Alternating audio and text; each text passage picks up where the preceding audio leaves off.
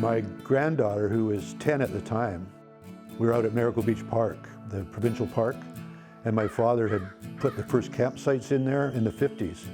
He was laid off as a faller. He was getting paid $1 an hour with his chainsaw and putting in the campsite. So I was showing my granddaughter around, and I said, "Oh, your great-grandfather probably cut that tree and that stump and that log." She goes, "Tree killer," like upset. I mean, I looked at her, and it wasn't a joke. Like, she was, "What's going on?"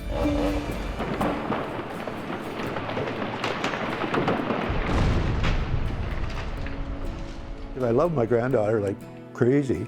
I said, well, I better, I can't just dismiss her as some hippie that wants to protect everything. I better find out what's going on. So we had a great talk, right? We had a great talk about it. And she says, well, we need trees for the environment, but my dad builds houses, so we need lumber. And so we shouldn't cut too many, and we should use what we cut because we don't want to waste trees, and we should plant lots of trees. So 10 years go by, I thought, well, I've never done any writing, but why don't I try writing a script with a couple of characters and my granddaughter? And so I wrote it, and we produced it. And Chuck Obasi was our director, and we put together Tree Killer, which is only, well, it's a 10-minute film. And I'm quite happy with the way it turned out. That's great. So, Jacob says that I'm a tree killer. What do you think about that? Well, in school we're learning about climate change and things about the environment, how important trees are to take in carbon. Right, more trees, much better for the planet.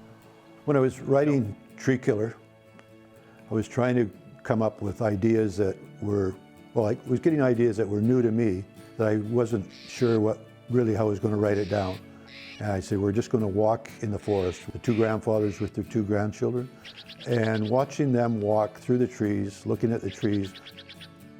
It never struck me before like that about the future and what it meant to have a connection with the environment.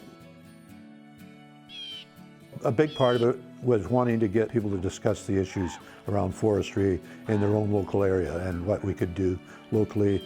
And I think the feedback I've had is that to some degree we've succeeded in getting people to discuss the issue without, you're wrong, you're right, that kind of thing.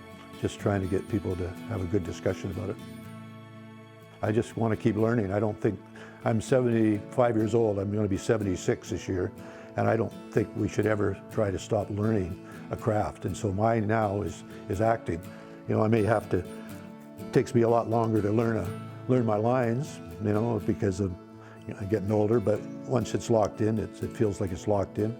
So it's just something I really find fascinating.